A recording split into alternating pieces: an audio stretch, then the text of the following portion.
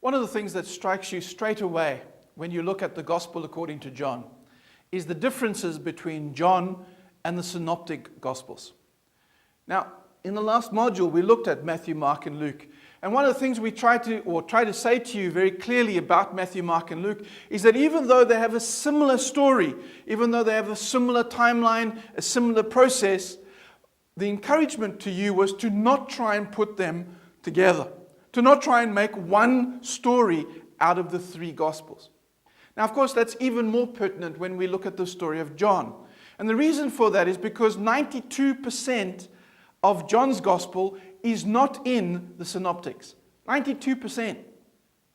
Now, what that means is that John obviously was using other sources, that John was using other people to give him some insight.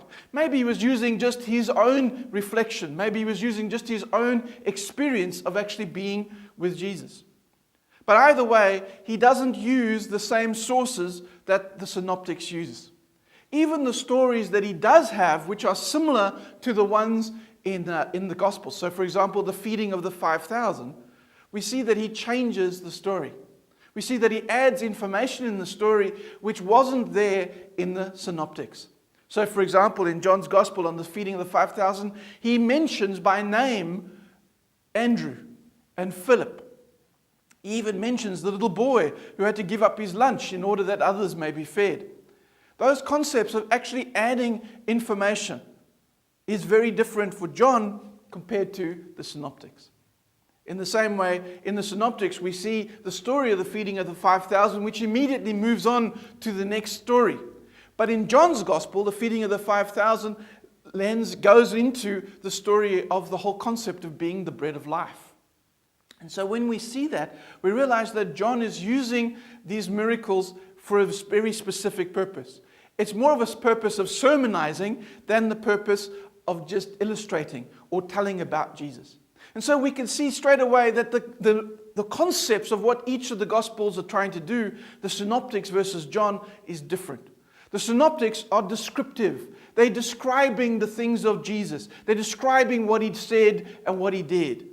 Whereas John is doing something else. What he's doing is reflecting.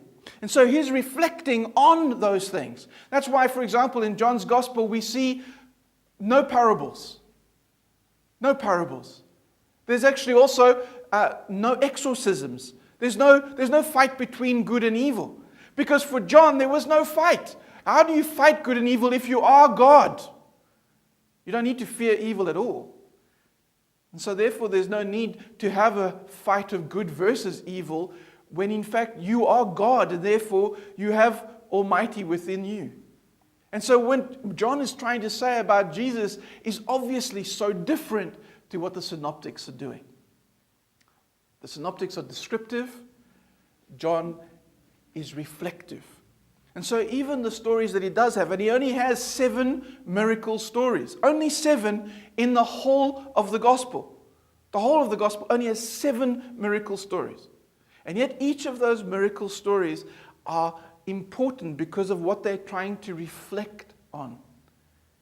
The story of John and John's Gospel is a reflective story. So whereas Luke, for example, wants us to think, but he doesn't give us the actual process of thinking. All he gives us is the original tool, the raw material. He doesn't even show you the process of changing that raw material into something useful.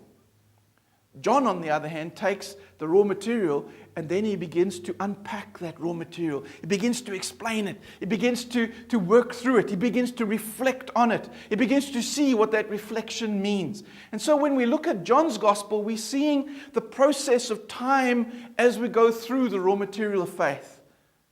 What we begin to see within John's Gospel is how to work with faith, how to connect with it, how to reflect on it. So whereas Luke wants us to think, John wants us to reflect.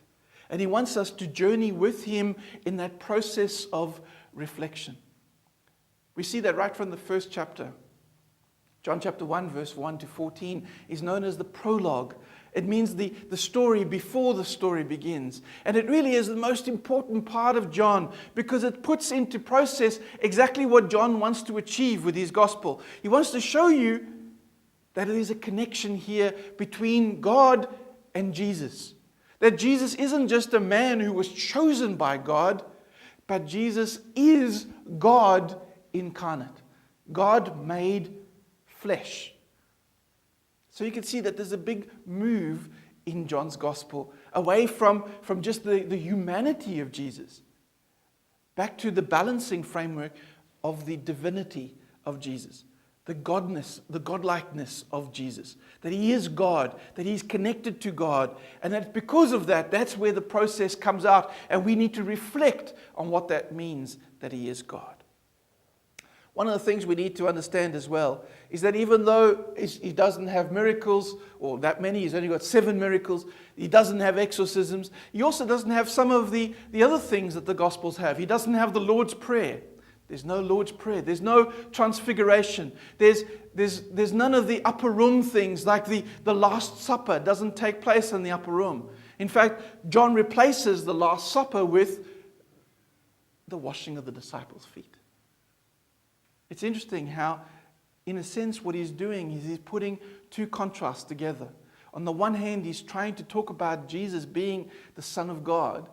But on the other hand, he's talking about the fact that the Son of God comes as a servant, not as a master.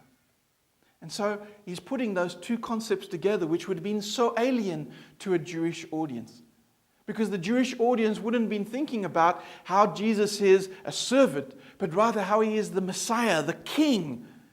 And what king goes and puts a towel around his waist and a tub of water and begins to wash the feet of his guests? That's not what a king does. And yet what John's wanting to do is to bring in that principle into the process of his concept about Jesus. Is that Jesus is God, and yet he is the God who comes not to lord it over us in power, but rather the God who in his authority comes to serve us and encourage us to serve each other. I think it's an unbelievably powerful message that John wants to present to us.